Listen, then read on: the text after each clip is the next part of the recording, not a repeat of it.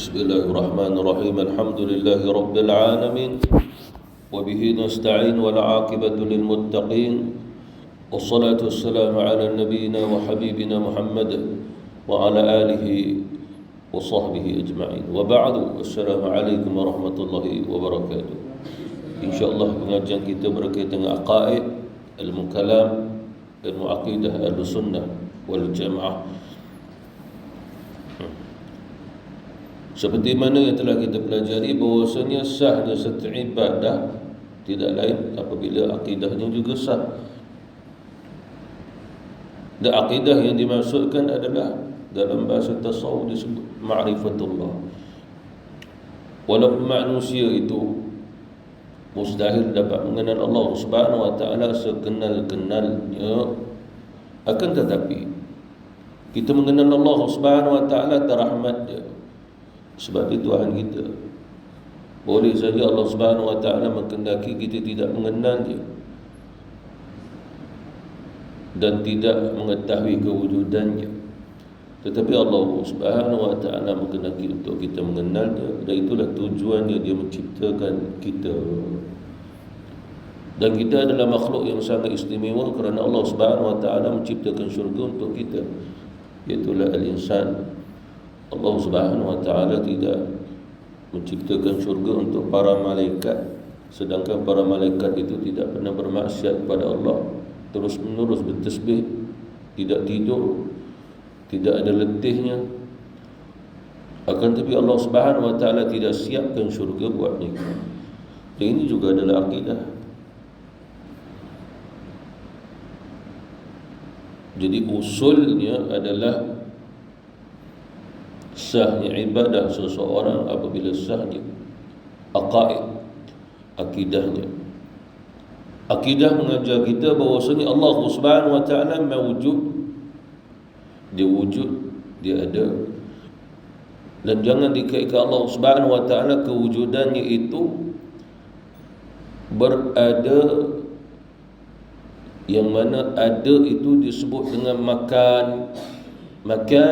Makanun adalah bertempat. Makan itu adalah bertempat. Maksud bertempat adalah seolah-olah kita mengiktikadkan Allah Subhanahu wa taala sedang berada di dalam alam ini. Itu adalah salah di sudut akidah Ahlussunnah wal Jamaah. Kita boleh mengatakan matahari dalam alam ini, bulan dalam alam ini, bumi dalam alam ini, tetapi kita tidak boleh mengatakan Allah Subhanahu wa taala itu berada juga di dalam alam ini, ataupun kita mengatakan juga Allah Subhanahu wa taala berada di luar alam, kerana tak layak bagi Allah duduk bersama makhluk. Tapi dia duduk di luar lingkungan makhluk yang dicipta. Itu juga salah dia sudah akidah sunnah wal jamaah. Disebabkan dalam alam berada dalam tempat, makanun, bertempat. Di luar alam juga makanun, bertempat. Kita beri contoh seperti mana sekarang kita berada dalam surau, bertempat di dalamnya. Kemudian kita berada di luar surau pun bertempat juga. Lalu dia sudah akidah mengajar kita Allah Subhanahu wa taala wujud, kerana nak membezakan kewujudan Allah dengan yang dia mewujudkan kita. Antaranya jangan menempatkan Allah Subhanahu wa taala dengan satu-satu tempat. Yang kedua, Allah Subhanahu wa taala tidak terikat dengan zamanun. Zaman adalah masa.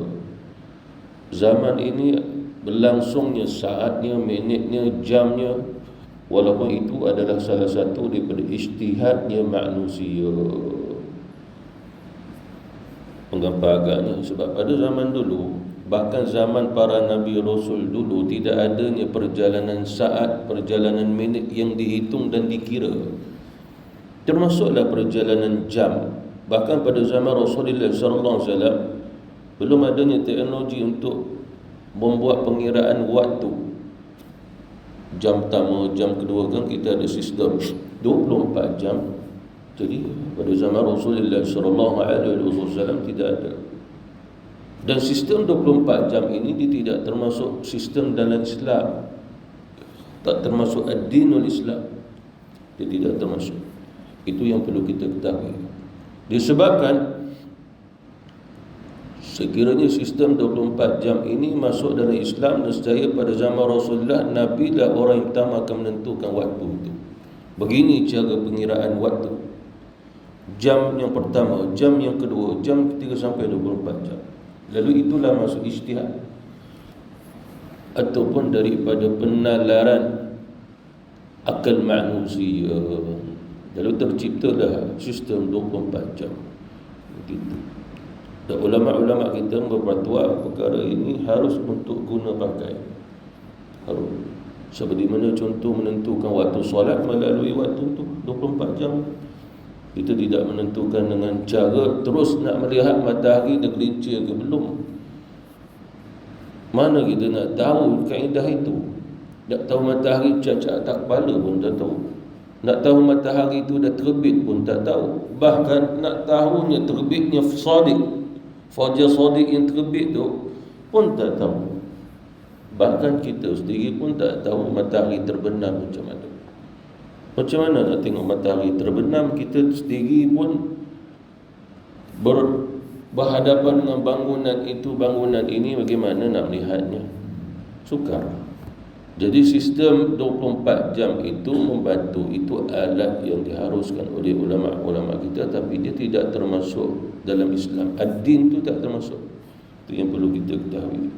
Ad-din tetap ad-din. Islam tetap al-Islam. Tidak terikat dengan alat, tidak terikat dengan teknologi, tidak terikat dengan itu semua. Jadi yang kedua yang perlu kita ketahui, Allah Subhanahu Wa Taala tidak terikat dengan zaman, masa, waktu, sehingga beredarnya tahun, bahkan disebut juga zaman, sampai ke abad, sampai ke kurun. Tidak ada kaitan langsung. Allah Subhanahu Wa Taala mesti terikat. Maksud terikat, Allah berlalu atau kewujudannya melalui masa juga. Tidak boleh berkata demikian, kerana Allah mencipta masa, tetapi dia bukan berada dalam masa ataupun berjalan dengan masa. Dia pencipta. Kerana apa? Kerana Allah Subhanahu Wa Taala qiyamuhu bi nafsi. Maksudnya Allah Subhanahu Wa Taala itu lawan daripada qiyamuhu bi nafsi adalah dia tidak berhajat dengan apa yang dia cipta. Dia tidak memerlukan, dia hanya mencipta dia. Allah Subhanahu Wa Taala Khaliq, Fatir, Badi', itu nama-nama yang dikaitkan yang menciptakan.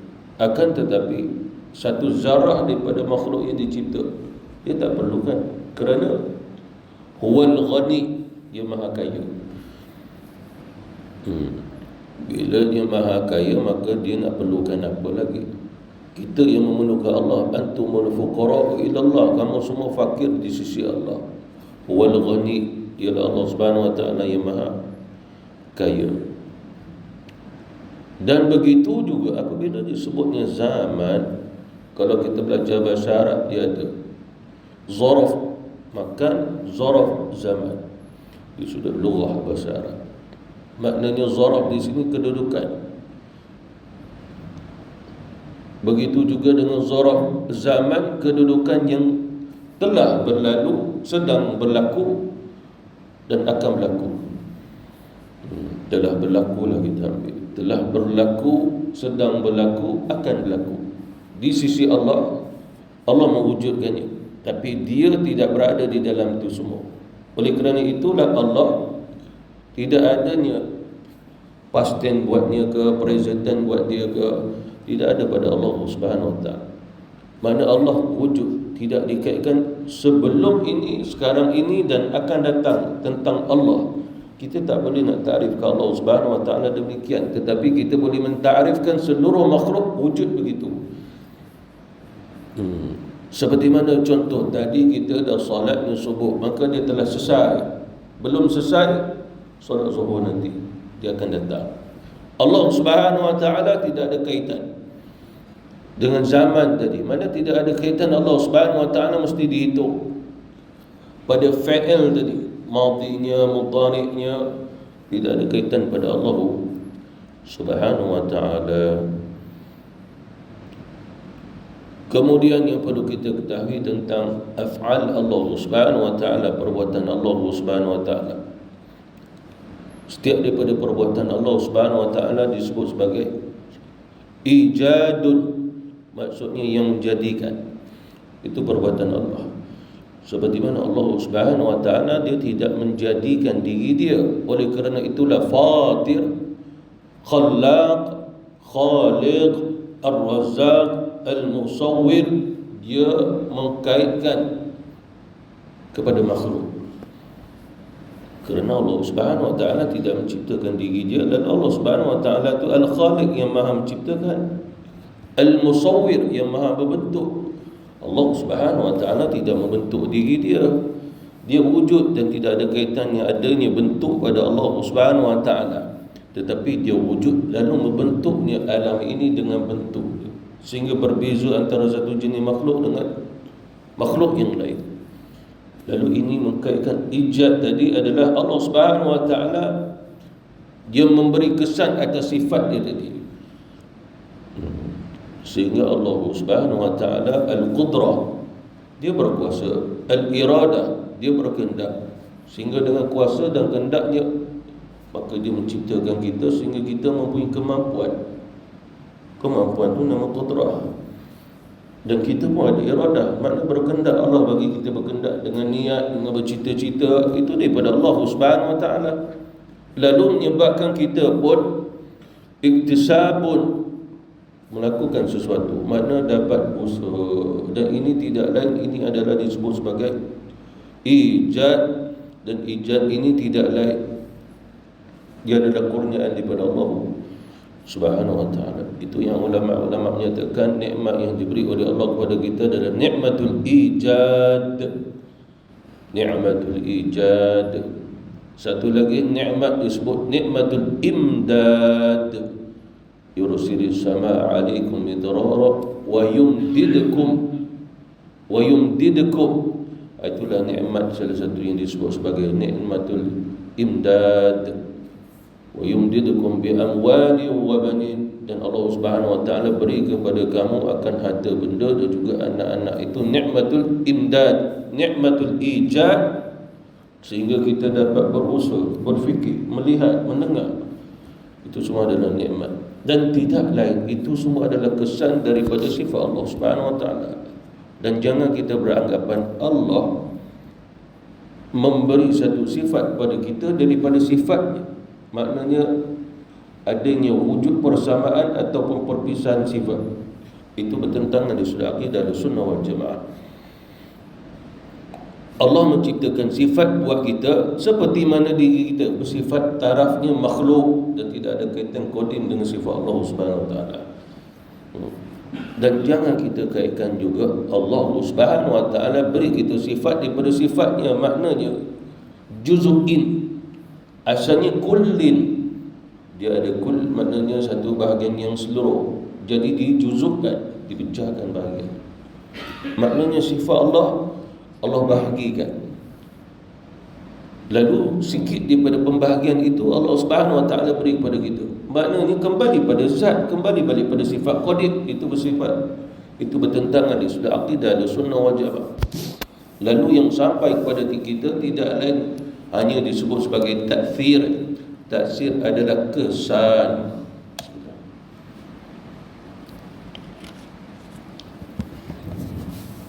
Maksudnya perbuatan Allah Subhanahu wa taala itu memberi bekas.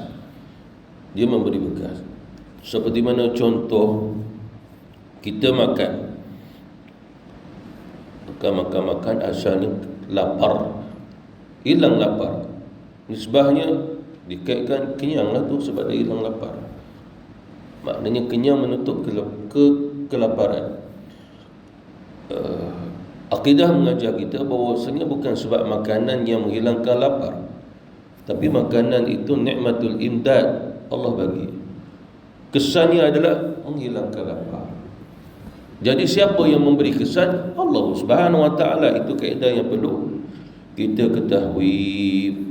Seperti mana contoh Allah Subhanahu wa taala musawwir, dia membentuk macam-macam dia bentuk. Bahkan diri kita pun ada perbezaan bentuk pada usia-usia kita. Itu hikmah yang Allah Subhanahu wa taala buat.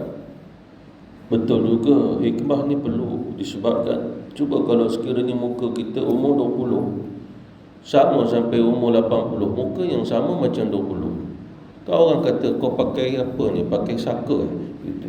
Kau pakai susu Bukan muka aku je, muka kau pun sama. Kau umur 90 macam muka umur baby face lagi. 17-18. Orang rumah je susah hati je, suami muka macam tu. Jalan dah goyang-goyang macam biawak dah, tapi muka baru macam 20. Penipu. Lalu Allah Subhanahu Wa Taala pun bagilah muka, inilah muka 80, berbeza dengan muka 20. Tapi orang akhir zaman ni umur 20-30 pun dah muka macam umur 80 dah. Sebab banyak pengalaman. Lalu tidak lain, musawwir itu termasuk daripada af'al, perbuatan Allah Subhanahu Wa Taala yang memberi kesan kepada manusia. Kemudian yang perlu kita ketahui ada af'al Allah Subhanahu Wa Taala, perbuatan Allah. Allah Subhanahu Wa Taala tidak memerlukan alat. Itu bahasa akidah yang umum saja. Diberikan contoh, kita nak dengar mesti ada alat pendengaran, telinga. Itu bahasa umum. Kita nak melihat mesti adanya alat penglihatan, maksudnya mata, itu nama alat. Lalu Allah Subhanahu Wa Taala menyatakan, dia bagi tahu kepada kita bahawasanya dia As-Sami', dia Maha mendengar.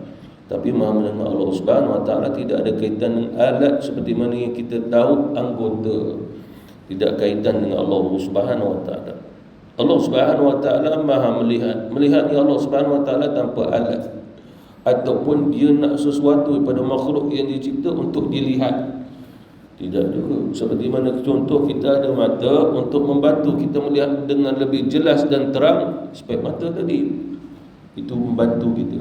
Tapi Allah Subhanahu Wa Taala tidak ada kaitan langsung. Kalau Allah kata dia Al-Basir, yang Maha melihat, dia Maha melihat dan tidak ada kaitan. Dia mesti bergantung dengan satu alat. Alat itu makhluk. Dia tak berhajat dengan makhluk dia. Selain daripada itu, Allah Subhanahu Wa Taala tidak memerlukan pembantu walaupun malaikat sekalipun.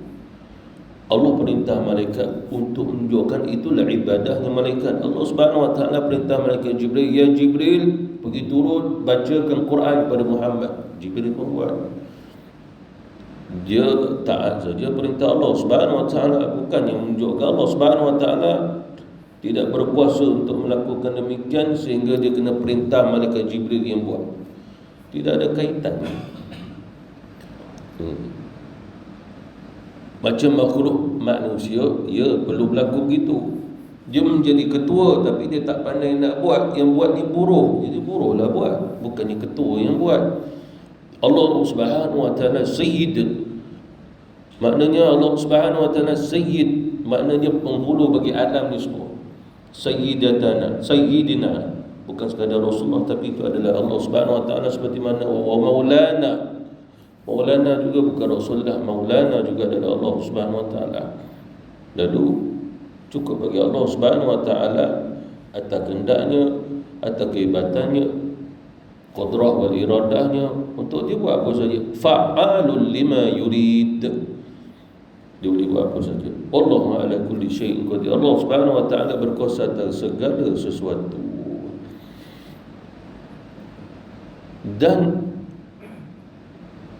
setiap daripada apa yang ditentukan oleh Allah Subhanahu Wa Taala dan tidak ada kaitan penentuan itu, seperti mana hukum hakam, mesti makhluk terlibat dalam menguruskan hukum tadi. Tidak. Sebab makhluk manusia ni hanya melibatkan diri mengikutnya hukum dan bukan sebagai pembuat hukum. Seperti mana Allah Subhanahu Wa Taala perintah solat, itu bukan perintah Nabi, tapi Nabi mengambil pada Allah sampaikan kepada kita.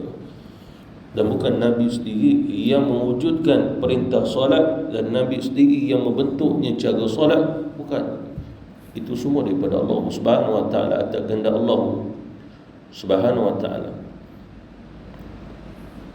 Begitu juga sifat Allah Subhanahu Wa Taala yang perlu kita ketahui. Allah Subhanahu Wa Taala tidak mengambil faedah ataupun manfaat daripada perbuatan dan hukum hakamnya. Apa maksudnya? Allah Subhanahu Wa Taala menciptakan sesuatu, bukan Allah nak dapat manfaat daripada apa yang dicipta. Tidak ada kaitan langsung. Tidak seperti mana manusia, contohnya seorang peniaga, pastinya dengan perniagaannya agar dapat membuahkan hasil keuntungan. Seperti mana orang bercucuk tanam, sehingga moga-moga apa yang dia cucuk tanam itu ada hasilnya. Maknanya mengambil pada manfaat pada hasil tadi. Allah Subhanahu Wa Taala menciptakan alam ini yang sangat luas ini, lalu Allah Subhanahu Wa Taala sendiri hanya sekadar menciptakan, tapi dia tidak mengambil faedah manfaat daripada alam yang dia cipta. Dia tidak perlukannya disebabkan dia Maha sempurna. Dan apa yang perlu kita ketahui juga tersifat Allah Subhanahu Wa Taala atas af'al, perbuatan. Tidak ada satu perbuatan Allah yang sia-sia. Maksudnya, dialah Allah Subhanahu Wa Taala yang menciptakan, yang menetapkan, yang memberi, yang mengatur. Itu semua adalah sifat pada af'al, perbuatan Allah Subhanahu Wa Taala, dan tidak ada pun yang bersifat sia-sia, baik di langit maupun di bumi. Ma khalaqna as-samawati wal arda wa ma bainahuma la'ibin. Tidaklah apa yang Allah Subhanahu Wa Taala cipta, yang berada di langit, yang berada di bumi, dan kadang la'ibin, sia-sia, tidak ada artinya, tidak ada manfaat. Tapi bukan tu Allah, manfaat itu adalah untuk manusia. Oleh kerana itulah Allah cipta, tidak ada sifat sia-sia di atas penciptaannya agar manusia mengambil manfaatnya. Sekiranya Allah Subhanahu Wa Taala menciptakan sesuatu yang mungkin kita menganggapnya sia-sia, tidak lain melainkan itu sebagai ujian agar Allah Subhanahu Wa Taala perintah kita agar kita tidak perlu berurusan dengan itu. Dia telah selesai. Tetapi segala-galanya itu, walaupun sesuatu yang tidak mahu bagi manusia, tapi dia juga memberi manfaat bagi manusia di sudut akal, pemikiran.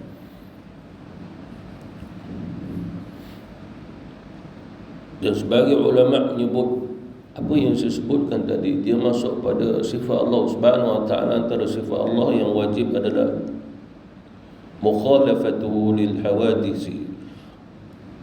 Maknanya Allah Subhanahu Wa Taala ini tidak boleh sama sekali disamakan dengan makhluk yang dicipta. Dan makhluk yang Allah Subhanahu Wa Taala cipta, dia mempunyai sifat. Sifatnya disebut sebagai jirim ataupun jauhar dan juga arad. Nanti saya akan jelaskan. Tetapi kesalahan Allah Subhanahu Wa Taala mewujud ada begitu. Wujudnya Allah dalam keadaan dia juga jauhar dan juga arad. Oleh kerana itulah kita belum menafikan Allah Subhanahu Wa Taala itu berharakat. Harakat itu bergerak. Yuharrik, adanya pergerakan. Makhluk yang Allah cipta itu, angin itu bergerak, kita pun bergerak, jantung pun bergerak. Allah Subhanahu Wa Taala wujud, jangan dikaitkan dia pun bergerak.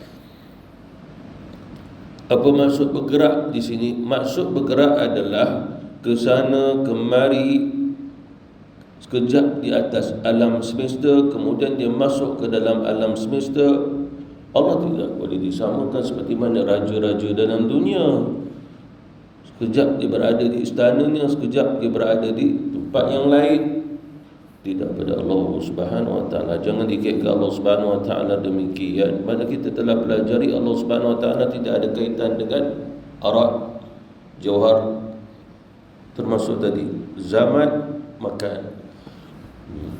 Lalu bila saja kita melihat ada orang yang beriktikad, kalau ditanya di mana Allah, saya beriktikad Allah Subhanahu Wa Taala berada di atas langit, di arasy. Ahli sunnah wal jamaah mengajar kita, arasy itu bukan di langit. Arasy bukan di langit. Mengapa? Kerana langit itu semua di bawah arasy. Arasy itu satu tempat khas dia.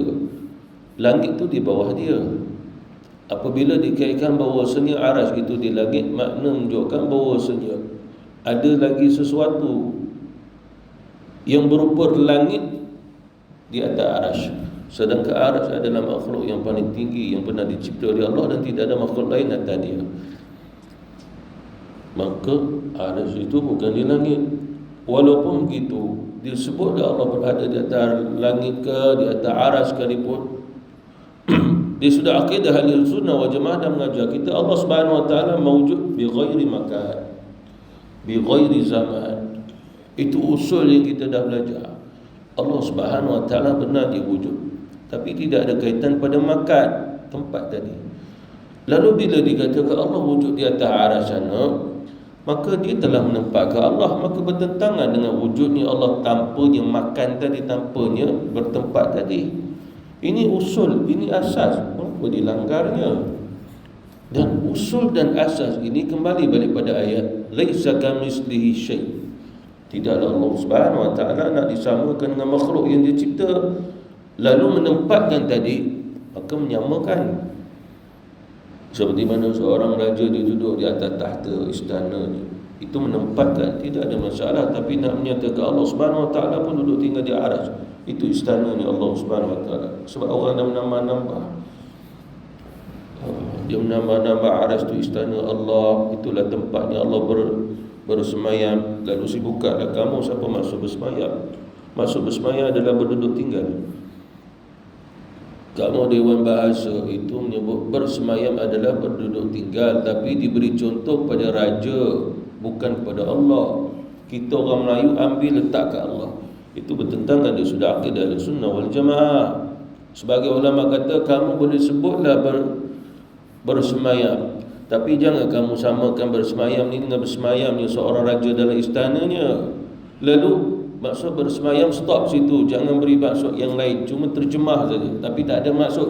Sebab dia sudah akidah sunnah wal jamaah, ulama berfatwa Ar-Rahmanu 'ala al-'arsy istawa, Ar-Rahmanu 'ala al-'arsy istawa, ayatnya mutasyabihat, tidak ada terjemahan, tidak ada huraian melainkan takwilan. Apa maksudnya istawa itu hanya diketahui oleh Allah, lalu tak perlulah kita nak menakwilkannya lebih halus daripada batas-batas yang telah ditetapkan oleh Allah sendiri. Allah yang menetapkan laisa kamitslihi syai'. Lalu mengapa kita nak berusaha nak tahu juga istawa, sehingga mereka pun nafsirkan dengan duduk tinggal di atasnya. Itu bertentangan dengan sudah akidah ahli sunnah wal jamaah, dan itu juga bukan akidah dengan akidah kita. Bukan akidah kita mengajar bahawa Allah Subhanahu wa taala itu wujud, tidak ada kaitan di atas sana. Seperti mana kisah Isra wal Mi'raj Nabi, tidak ada kaitan Allah bertemu Nabi, Allah berada satu tempat, dipersilakan Nabi pergi ke tempat Allah kerana Allah nak bertemu. Seperti mana seorang raja berada di istana, mempersilakan rakyatnya untuk bertemu dengannya. Di mana? Di istana.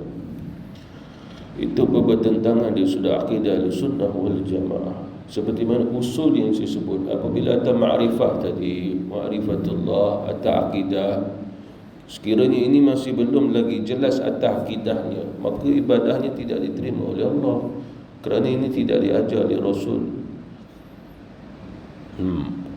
Ada satu riwayat daripada Sayyidina Ali, waktu itu dia jadi Amirul Mukminin, dia jadi khalifah.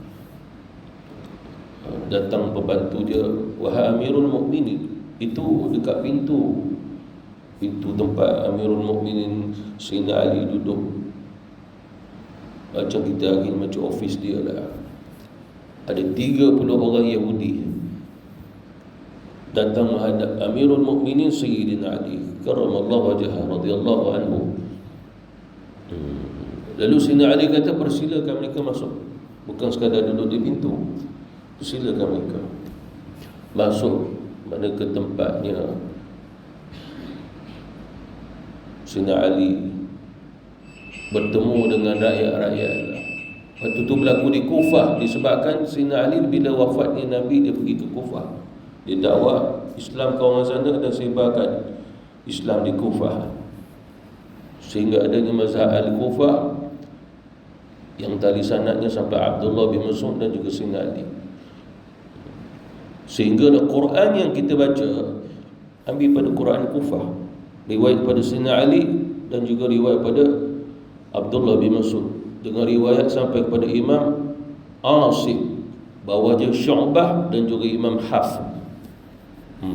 Siapa yang membaca wadduha wal laili idza saja, diambil daripada lidah Abdullah bin Mas'ud.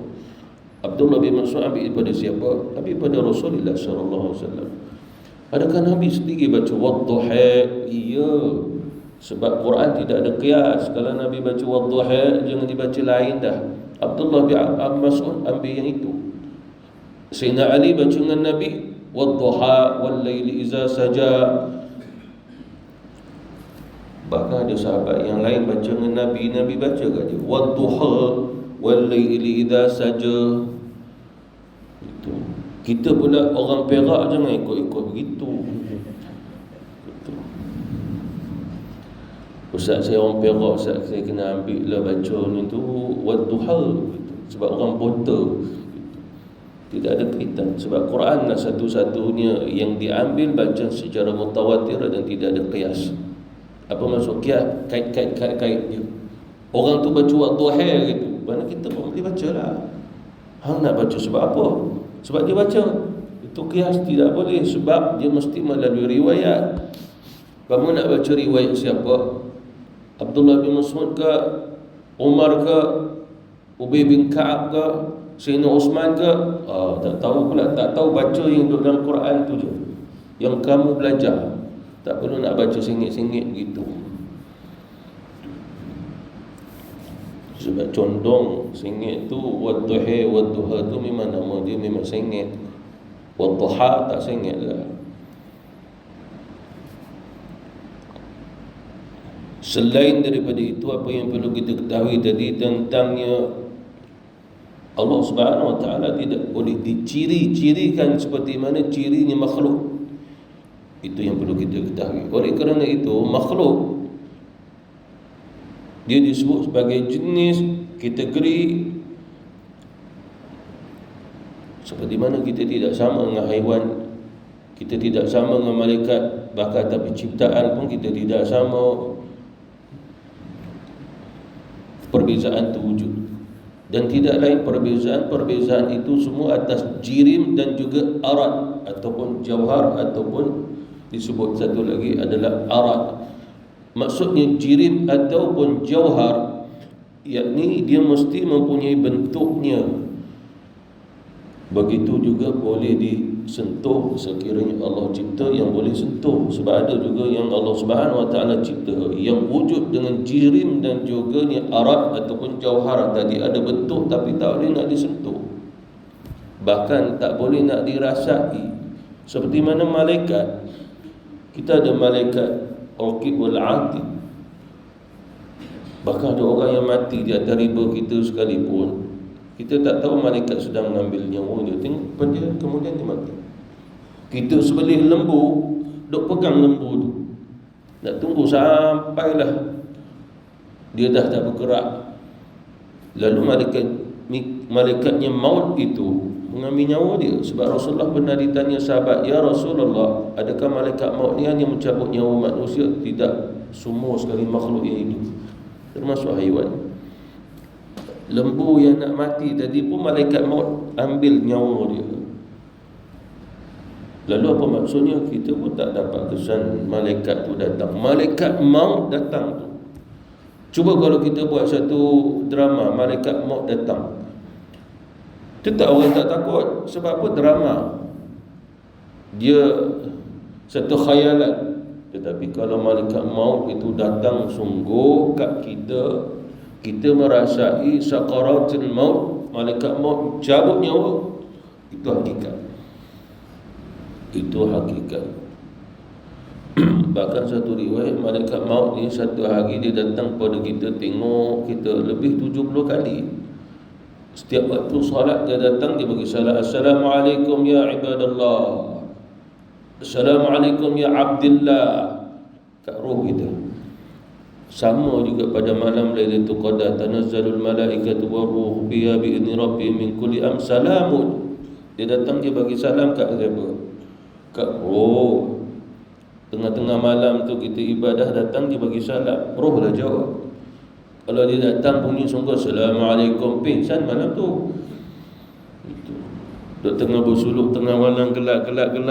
Assalamualaikum. Kita tengok orang yang tak ada suara dia, Assalamualaikum, sebab kita tak jawab, pingsan kat ketika sejadah tu. Lalu yang menjawab salam itu adalah roh. Kerana apa? Urusan roh dengan roh tu yang Allah kata tanazzalul malaikatu war-ruh. Malaikat maut tu masuk pada malaikat roh. Dia pun datang bagi salam. Selain pada malaikat-malaikat yang lain bernama malaikat roh. Tak boleh nak kesan kita. Dan yang perlu kita ketahui adalah Allah Subhanahu Wa Taala tidak ada kaitan dengan jawhar tadi, ataupun disebut sebagai jirib. Sebagai ulama mengatakan seolah-olah macam ain. Dia begini, wujudnya Allah Subhanahu Wa Taala tidak ada kaitan seperti mana contoh ini botol air. Bagaimana kita kata botol air? Ain dia, wujud sungguh ni botol air.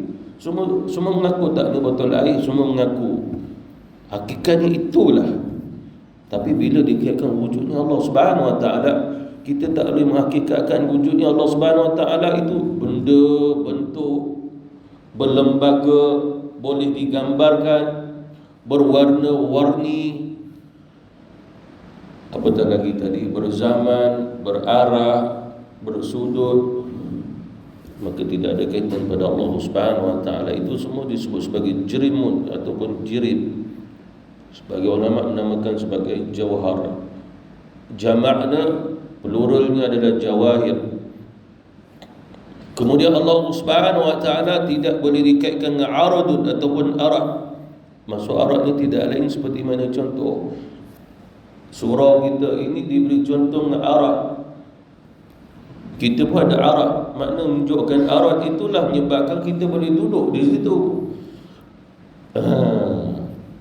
Jirim tadi bentuk dia. Contohlah kita bagi contoh, kita ni ada jisim, ada jirim, lalu kita diaradkan, makna didudukkan di atas lantai, di bumi. Jadi bumi itu dah contoh arad tadi.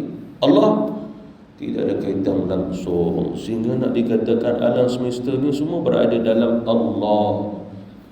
Seperti mana ada ilmu dalam hati kita, ilmu ada dalam akal kita, tidak ada kaitan pada Allah Subhanahu Wa Taala.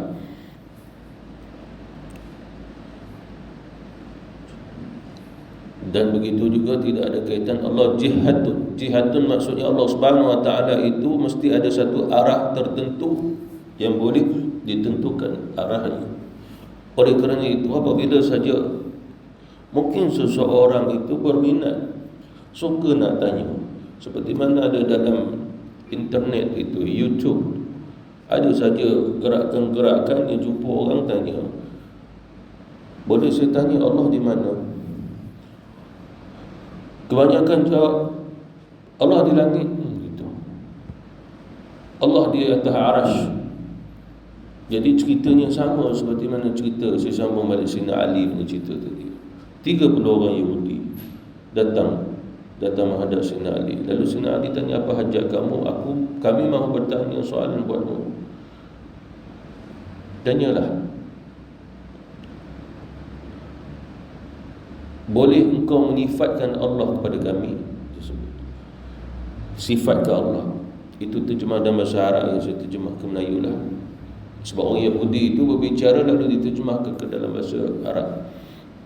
Cuma mereka tanya apa lagi? Di mana Allah? Bagaimana keadaan Allah? Bagaimana bentuknya? Itu semua masalah. Itulah akidahnya orang Yahudi. Jadi orang Islam akhir zaman yang suka berminat begitu juga. Itu akidah orang Yahudi. Lalu Sayyidina Ali pun jawab. Sayyidina Ali mengatakan, soalan ini kamu jangan tanya orang lain, kamu tanya aku je. Apa maksudnya? Akidah orang Yahudi berdasarkan soalan yang ditanyakan kepada Sayyidina Ali. Sifat ke Allah kepada kami, bentuk dia macam mana, dia berada di mana, kaifa, mata, berapa lama dia telah ada. Itu semua bukan termasuk dari sudut akidah Ahlussunnah wal Jamaah. Itu bukan akidah Islam, itu akidah orang Yahudi. Dia boleh tanya kaifa, sebab ada Allah Subhanahu Wa Taala. Mana kita nak tanya kaifa, mata, aina, maksudnya apa? Itu semua untuk makhluk memang sesuai. Ada Allah Subhanahu Wa Taala tidak sesuai. Sebab dia tanyanya Allah berapa lama dia hidup. Berapa lama Allah hidup? Kan Allah Subhanahu Wa Taala tidak ada kaitan dengan masa. Yang dia tanya berapa lama tu terikat dengan masa. Itu soalan tu pun dah salah. Di mana Allah berada, di langit ataupun di bumi, dia tanya begitu. Itu soalan yang salah. Siapa yang tanya tu? Yahudi. Tapi begitu juga orang Islam akhir zaman pun minat yang sama bertanya. Soalan macam orang Yahudi tanya pada Sayyidina Ali. Lalu Sayyidina Ali kata, soalanmu semua aku jawab daripada Islam jawab, tapi bukan berdasarkan apa yang kau tanya. Kenapa? Pertanyaan kamu, soalan tu pun dah salah tak Allah? Kamu meletakkan Allah macam makhluk dah. Tu pasal Sayyidina Ali kata bahawasanya jawapan daripada aku tak terikat dengan soalan kamu. Mengapa? Kalau ditanya di mana Allah, lalu Sayyidina Ali pun jawab Allah Subhanahu Wa Taala sekian-sekian tempatnya. Kan dah kena dengan soalan. Tapi ini soalan pun salah. Oleh kerana itu Sayyidina Ali dia seorang orang yang sangat bijak dalam Islam. Bila dia menjawab soalan, dia tak terikat dengan soalan itu. Sebab soalan pun dah salah. Soalan pun dah salah. Lalu Sayyidina Ali pun jawab. Antara jawapan Sayyidina Ali adalah Allah Subhanahu Wa Taala wujud dan dia tidak bertempat, sama ada di langit maupun di bumi. Orang Yahudi tanya di mana Allah, di langit ke di bumi? Mesti pilih satu. Jawapan Sayyidina Ali kata tidak ada kaitan pada Allah di langit maupun di bumi. Mata berapa lama telah adanya Allah? Sayyidina Ali pun jawab bahawa tidak ada kaitan dengan Allah Subhanahu Wa Taala pada masa, pada tempat, sehingga nak dihitungkan berapa lama dia telah hidup. Itu jawapan orang yang bijaksana. Bagi orang yang tak bijaksana, jawab aja Allah tak ada di bumi, tu di langit sana. Berapa lamanya Allah berada, berapa usianya, hanya Allah saja yang tahu. Tapi adalah usianya, adalah sejarahnya Tuhan tu. Karen Armstrong namanya, Karen Armstrong, dia orang perempuan Yahudi. Salah satu buku dia yang telah diterjemah dalam bahasa Melayu, ramai pula orang suka beli, adalah Sejarah Tuhan.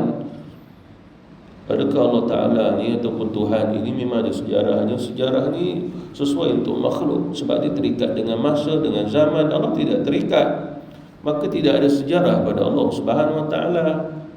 Oh, makin bijak manusia, makin bodoh dia. Dia sudah akidah. Betul tu. Betul. Dia nak melebihi akal yang waras. Ini maksudnya, walaupun penulisannya begitu, hakikatnya penulisan bagi seorang yang gila dan tak waras. Sebab bertentangan langsung atas fitrah manusia. Fitrah manusia. Bila disebut sejarahnya Tuhan, menunjukkan bahawasanya dia sangat kenalnya Tuhan tu dengan sejarahnya. Seperti mana contoh sejarahnya tanah Melayu, sejarahnya Melaka, sejarah dunia. Oh, orang yang nak berbicara dengan sejarah ni faham sungguh ni, macam duduk dalam zaman itu.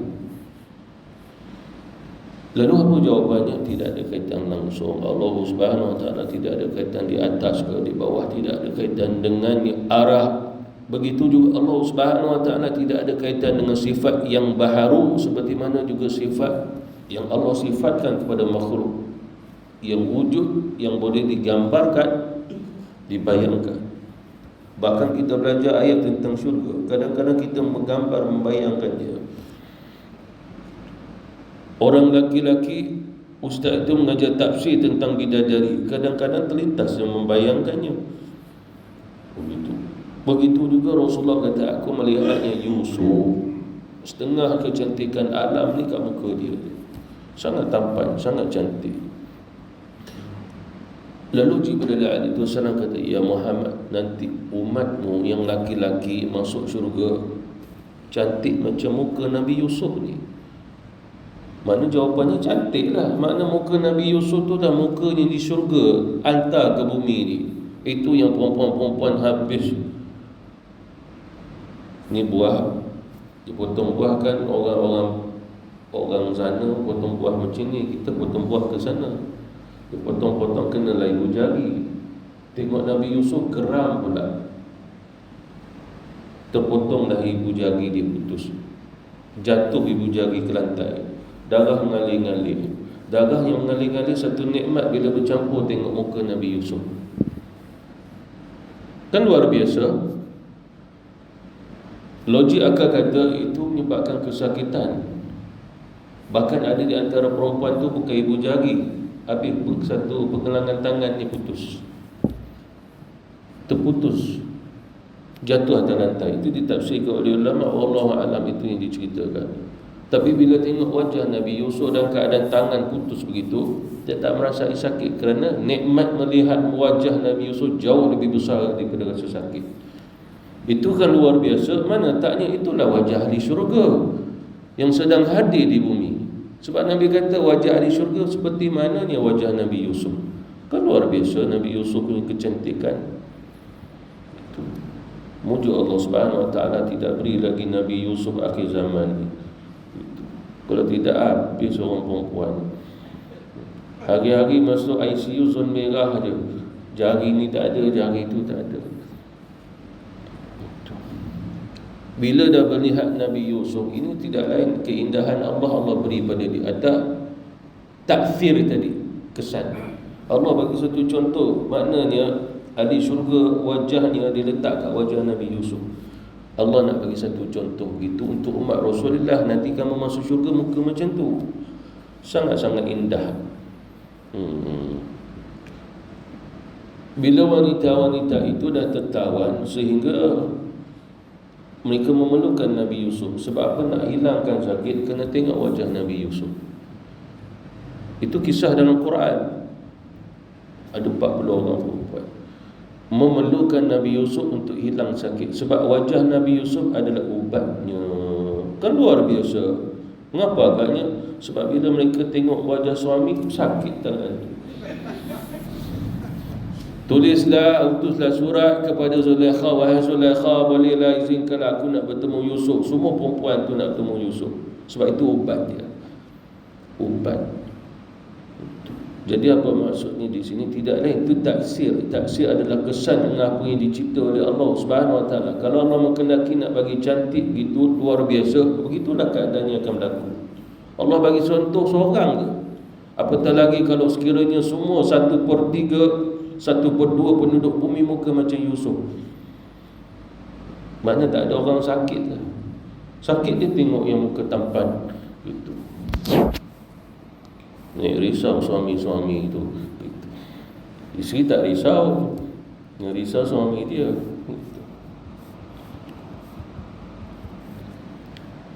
Dan yang terakhir kata ulama-ulama kita bahawasanya sifat Allah Subhanahu Wa Taala jangan sama sekali dirupa bentukkan dan digambarkan. Ini ma'rifatullah yang tertinggi. Bila disebut Allah ada dalam hati, sangat agunglah hati tu. Bila ada di akal, sangat agunglah akal tu. Sangat mulia dah. Maknanya bila ada Allah dalam jiwa kita, pemikiran kita, hati kita, mulianya kita sebab ada Allah. Bagi orang kafir dia terhalang, dia tak ada. Orang kafir tak ada tu semua. Khatamallahu ala qulubihim, Allah dah tutup hati dia nak menerima Allah masuk dalam hati. Tak masuk dah. Sebab kalimah Allah tu nur. Dia bukan kalimah biasa-biasa. Hanya saja kita tak perlu nak berusaha untuk menggambarkan, membayangkan Allah Subhanahu Wa Taala, kerana Allah tidak ada wujud. Tidak wujudnya Allah dengan gambaran. Nak merupa bentukkannya walaupun dalam rupa cahaya sekalipun, tidak ada kaitan. Jangan kita mengkaitkan bahawasanya kita melihat cahaya maka itulah Allah. Bukan. Tidak ada kaitan langsung Allah Subhanahu Wa Taala wujud bercahaya. Dia menciptakan cahaya sebagai makhluk. Allah Subhanahu Wa Taala bukan maha cahaya. Sebab ayat Quran yang Allah Subhanahu Wa Taala sebut, Allah Subhanahu Wa Taala Allahu nurus sama. Allahu nur. Allahu nurus sama wal ard. Dialah Allah yang menciptakan nur di langit dan juga di bumi. Bukan dia itu maha cahaya, dia. Bukan. Dia menciptakan nur. Maksud an-nur adalah dialah Allah yang menciptakan cahaya. Itu maksud an-nur. Wallahu ta'ala a'lam. Wabillahi taufiq wal hidayah. Wassalamualaikum warahmatullahi wabarakatuh.